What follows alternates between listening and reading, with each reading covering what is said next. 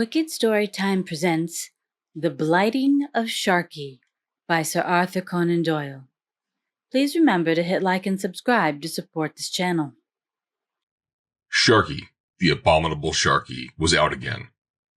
After 2 years of the Coromandel coast, his black bark of death, the Happy Delivery, was prowling off the Spanish Main, while trader and fisher flew for dear life at the menace of that patched foretopsail, rising slowly over the violent rim of the tropical sea. As the birds cower when the shadow of the hawk flies athwart the field, or as the jungle folk crouch and shiver when the coughing cry of the tiger is heard at night time, so through all the busy world of ships, from the whalers of Nantucket to the tobacco ships of Charleston, and from the Spanish supply ships of Cadiz to the sugar merchants of the Maine, there spread the rumor of the black curse of the ocean. Some hugged the shore ready to make for the nearest port, while others struck far out beyond the known lines of commerce. But none were so stout-hearted that they did not breathe more freely when their passengers and cargoes were safe under the guns of some mothering fort. Through all the islands there ran tales of charred derelicts at sea, of sudden glares seen afar in the nighttime, and of withered bodies stretched upon the sand of waterless Bahama Keys. All the old signs were there to show that Sharkey was back at his bloody game once more. These fair waters and yellow-rimmed palm-nodding islands are the traditional home of the sea rover. First, it was a gentleman adventurer, the man of family and honor, who fought as a patriot, though he was ready to take his payment in Spanish plunder. Then, within a century, his debonair figure had passed to make room for the buccaneers, robbers pure and simple, yet with some organized code of their own, commanded by noble chieftains and taking in hand great concerted enterprises. They, too, passed with their fleets and their sacking of cities to make room for the worst of all, the lonely outcast pirate, the bloody Ishmael of the seas, at war with the whole human race. This was the vile brood which the early 18th century had spawned forth, and of them all there was none that would compare in audacity, wickedness, and evil repute with the unutterable Sharkey.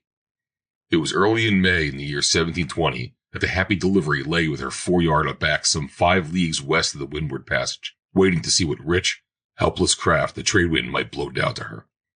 3 days she had lain there, a sinister black speck in the center of the great sapphire circle of the ocean.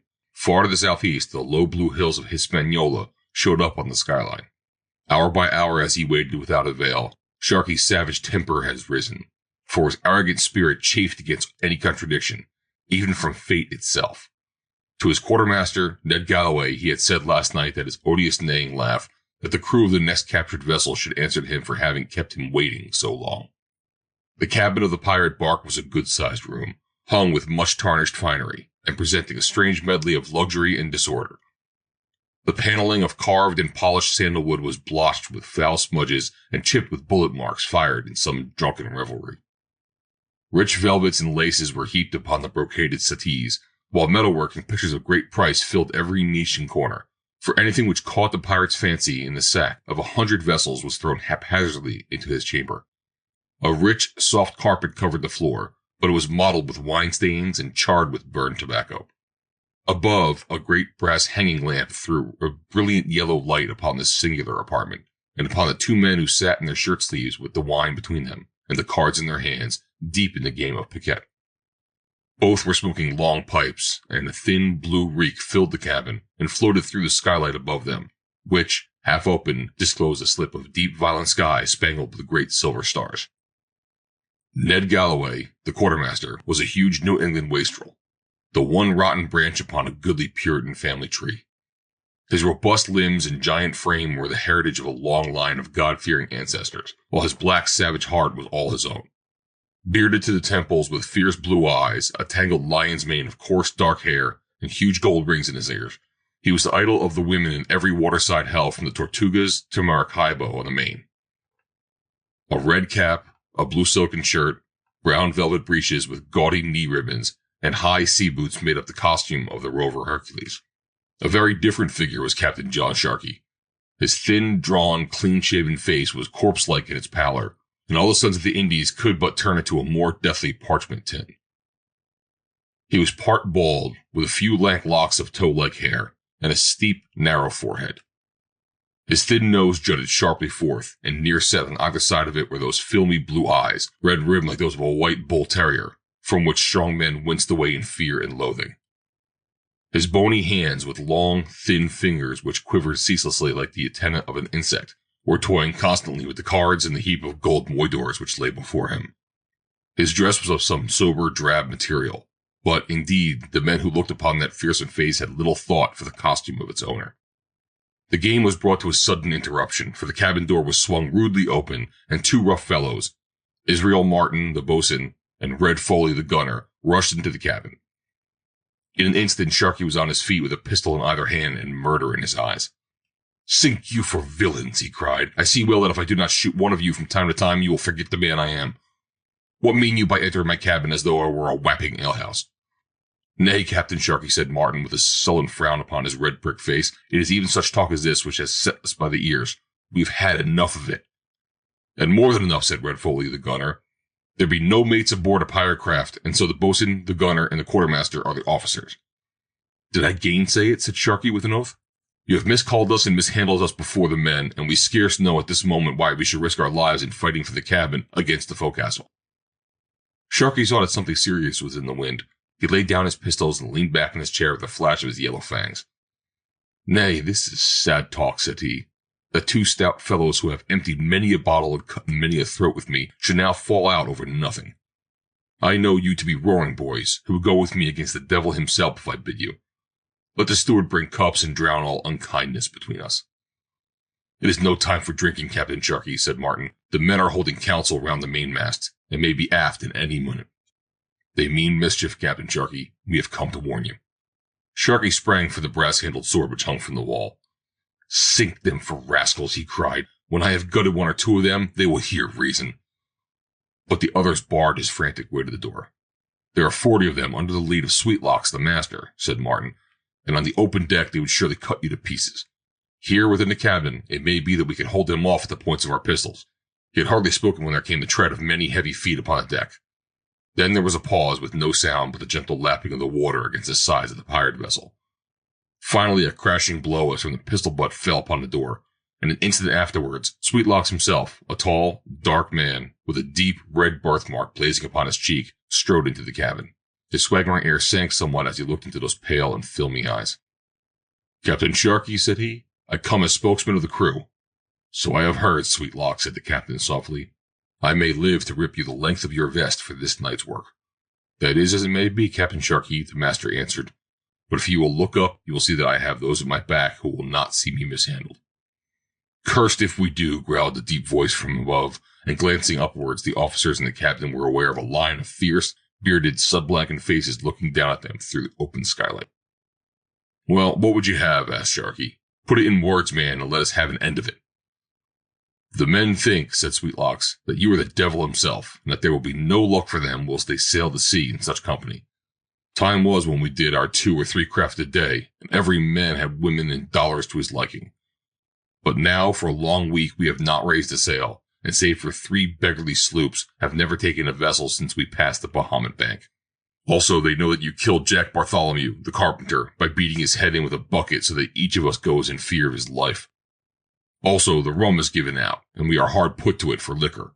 Also, you sit in your cabin whilst it is in the articles that you should drink and roar with the crew. For all these reasons, it has been this day in general meeting decreed." Sharkey had stealthily cocked his pistol under the table, so it may have been as well for the mutinous master that he never reached the end of his discourse. For even as he came to it, there was a swift pattering of feet upon the deck, and a ship lad, wild with the tidings, rushed into the room.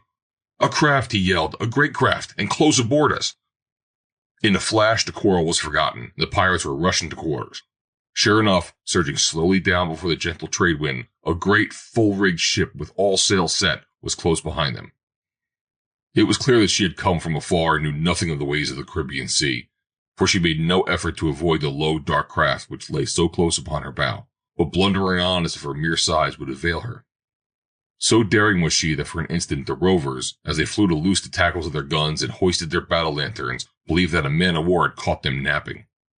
But at the sight of her bulging, portless sides and merchant rig, a shout of exultation broke from among them.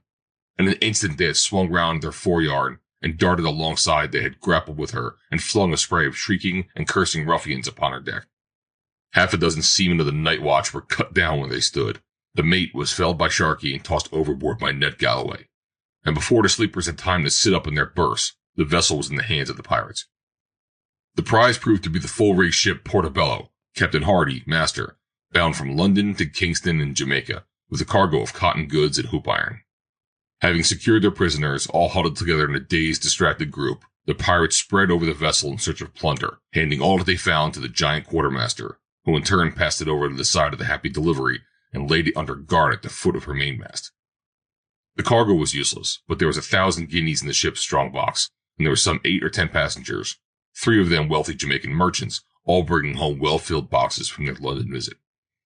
When all the plunder was gathered and the passengers and crew were dragged to the waist and under the cold smile of Sharkey, each in turn was thrown over the side, Sweetlocks standing by the rail and hamstringing them with his cutlass as they passed over, lest some strong swimmer should rise in judgment against them.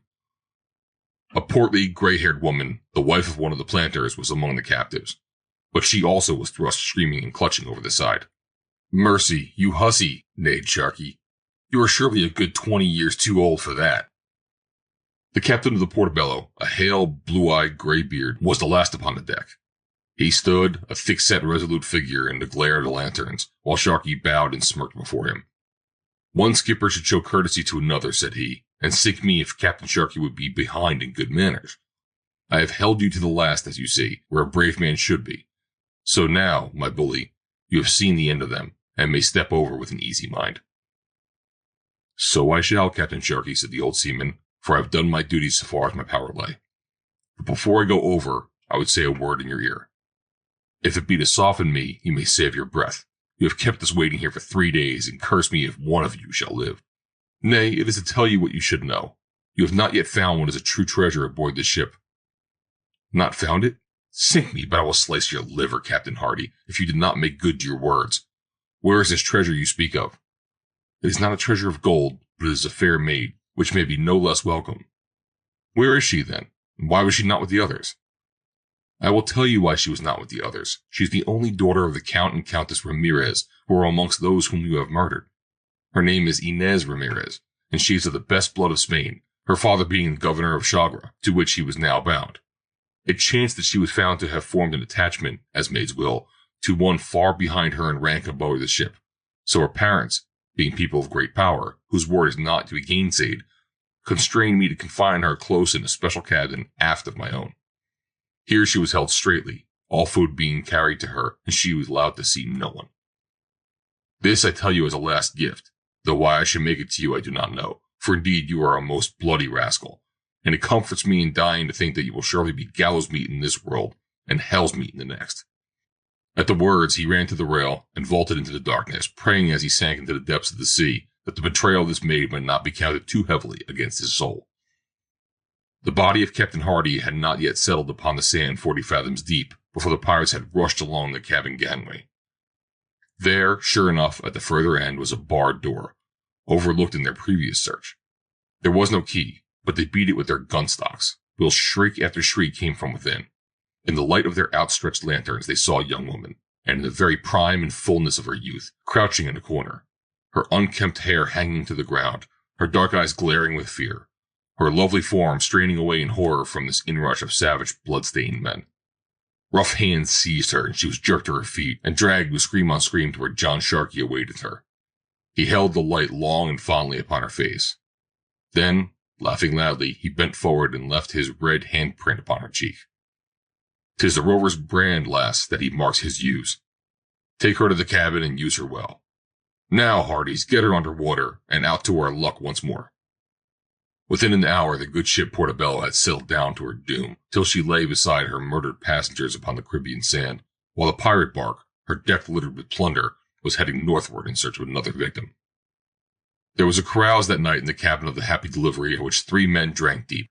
They were Captain, the quartermaster, and Baldy Stable, the surgeon, a man who had held the first practice in Charleston, until, misusing a patient, he fled from justice and took his skill over to the pirates. A bloated fat man he was, with a creased neck and a giant's shining scalp, which gave him his name. Sharkey had put for the moment all thoughts of mutiny out of his head, knowing that no animal is fierce when it is overfed, and that whilst the plunder of the great ship was new to them, he need fear no trouble from the crew. He gave himself up, therefore, to the wine and the riot, shouting and roaring with his boon companions. And all 3 were flushed and mad, ripe for any devilment when the thought of the woman crossed the pirate's evil mind. He yelled to the Negro servant that he should bring her on the instant. Inez Ramirez had now realized it all, the death of her father and mother, and her own position in the hands of these murderers. Yet calmness had come with the knowledge, and there was no sign of terror in her proud, dark face as she was led to the cabin, but rather a strange, firm set of the mouth and an exultant gleam of the eyes, like one who sees great hopes in the future. She smiled at the pirate captain as he rose and seized her by the waist. "'Fore God, this is a lass of spirit," cried Sharkey, passing his arm around her. "She was born to be a rover's bride. Come, my bird, and drink to our better friendship." "Article 6, hiccuped the doctor. "All bonarabas in common." "Aye, we hold you to that, Captain Sharkey," said Galloway. "It is so written, Article 6. "I will cut the man into ounces who comes betwixt us," said Sharkey as he turned his fish-like eyes from one to the other. "Nay, lass, the man is not born that will take you from John Sharkey. Sit here upon my knee, and place your arm around me. Sink me if she has not learned to love me at sight. Tell me, my pretty, why were you so mishandled and laid in the bilboes aboard yonder craft?" The woman shook her head and smiled. No Inglés, she lisped. She had drunk off the bumper of wine which Sharkey held to her, and her dark gaze gleamed more brightly than before. Sitting on Sharkey's knee, her arm encircled his neck, and her hand toyed with his hair, his ear, his cheek. Even the strange quartermaster and the hardened surgeon felt in horror as they watched her. But Sharkey laughed in his joy. "Curse me if she's not a lass of metal," he cried as he pressed her to him and kissed her unresisting lips. But a strange, intent look of interest had come into the surgeon's eyes as he watched her, and his face set rigidly, as if a fearsome thought had entered his mind. There stole a gray pallor over his bull face, mottling all the red of the tropics and the flush of the wine. "Look at her hand, Captain Sharkey," he cried. "For the Lord's sake, look at her hand." Sharkey stared down at the hand which had fondled him. It was of a strange, dead pallor, with a yellow shiny web betwixt the fingers. All over it was a white fluffy dust, like the flour of a new-baked loaf. It lay thick on Sharkey's neck and cheek. With a cry he flung the woman from his lap, but in an instant, with a wild cat bound and a scream of triumphant malice, he had sprung at the surgeon, who vanished yelling under the table. One of her clawing hands grasped Galloway by the beard, but he tore himself away, and snatching a pike, held her off from him as she gibbered and mowed with the blazing eyes of a maniac. The black steward had run in this sudden turmoil, and among them they forced the mad creature back into the cabin and turned the key upon her. Then the three sank panting into their chairs and looked with eyes of horror upon each other. The same word was in the mind of each, but Galloway was the first to speak it. "A leper," he cried. "She has us all. Curse her." "Not me," said the surgeon. "She never laid a finger on me." "For that matter," cried Galloway, "it was but my beard that she touched. I will have every hair of it off before morning." "Dolts that we are," the surgeon shouted, beating his head with his hand. "Tainted or no, we shall never know a moment's peace till the year is up, and the time of danger past. 'Fore God, that merchant skipper has left his mark upon us, and pretty fools we were to think that such a maid would be quarantined for the cause he gave. It is easy to see now that her corruption broke forth in the journey, and that save throwing her over, they had no choice but to board her up until they should come to some port with a lazarette." Sharkey had sat leaning back in his chair with a ghastly face, while he listened to the surgeon's words. He mopped himself with his red handkerchief and wiped away the fatal dust with which he was smeared. "What of me?" he croaked. "What say you, Baldy Stable? Is there a chance for me? Curse you for a villain, speak out, or I will drub you within an inch of your life, and that inch also. Is there a chance for me, I say?" But the surgeon shook his head. "Captain Sharkey," said he, "it would be an ill deed to speak you false. The taint is on you. No man on whom the leper scales have rested is ever clean again." Sharkey's head fell forward on his chest, and he sat motionless, stricken by this great and sudden horror, looking with his smoldering eyes into the fearsome future.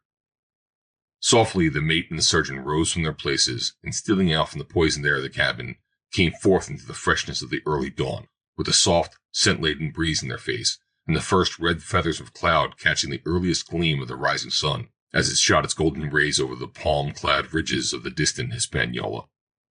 That morning, a second council of the rovers was held at the base of the mainmast, and a deputation chosen to see the captain. They were approaching the after cabins when Sharkey came forth, the old devil in his eyes, and his bandolier with a pair of pistols over his shoulders. "Sink you all for villains," he cried. "Would you dare cross my house? Stand out, sweet locks, and I will lay you open. Here, Galloway, Martin, Foley, stand by me and lash the dogs to their kennel." But his officers had deserted him, and there was none to come to his aid. There was a rush of pirates. One was shot through the body, but an instant afterwards Sharkey had been seized and was traced to his own mainmast. His filmy eyes looked round from face to face, and there was none who felt the happier for having met him. "Captain Sharkey," said Sweetlocks, "you have mishandled many of us, and you have now pistoled John Masters, besides killing Bartholomew the carpenter by braiding him with a bucket. All this might have been forgiven you, in that you have been our leader for years, and that we have signed articles to serve under you while the voyage lasts.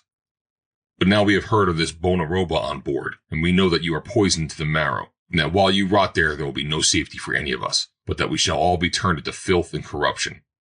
Therefore, John Sharkey, we rovers of the Happy Delivery and a council assembled have decreed that there will be yet time before the plague spreads. You shall be set adrift in a boat to find such fate as fortune may be pleased to send you." John Sharkey said nothing, but slowly circling his head, he cursed them all with his baleful gaze. The ship's dinghy had been lowered, and he, with his hands still tied, was dropped into it on the bight of a rope. "Cast her off," cried Sweetlocks. "Nay, hold hard a moment, Master Sweetlocks," shouted one of the crew. "What of the wench? Is she to bide aboard and poison us all?" "Send her off with her mate," cried another, and the rovers roared their approval. Driven forth at the end of spikes, the girl was pushed toward the boat. With all the spirit of Spain in her rotting body, she flashed triumphant glances up at her captors. "Perros, perros Ingles, le perro," she cried in exultation as they thrust her over into the boat. "Good luck, Captain. Godspeed you on your honeymoon," cried a chorus of mocking voices as the painter was unloosed, and the Happy Delivery, running full before the trade wind, left a little boat astern, a tiny dot upon the vast expanse of the lonely sea. Extract from the log of Her Majesty's 50-gun ship Hecate and her cruise off the American Main. January 26, 1721. This day, the junk having become unfit for food and 5 of the crew down with scurvy, I ordered that we send 2 boats ashore at the northwestern point of the Hispaniola to seek for fresh fruit and perchance shoot some of the wild oxen with which the island abounds. 7 p.m. The boats have returned with good store of green stuff and 2 bullocks. Mr. Woodruff, the master, reports that near the landing place at the edge of the forest was found a skeleton of a woman clad in European dress, of such sort as to show that she might have been a person of quality. Her head had been crushed by a great stone which lay beside her. Hard by was a grass hut, and signs that a man had dwelt therein for some time, as was shown by charred wood, bones, and other traces. There is rumor upon the coast that Sharkey, the bloody pirate, was marooned in these parts last year, but whether he had made his way into the interior, or whether he had been picked up by some craft, there is no means of knowing. If he be once again afloat, then I pray that God send him under our guns.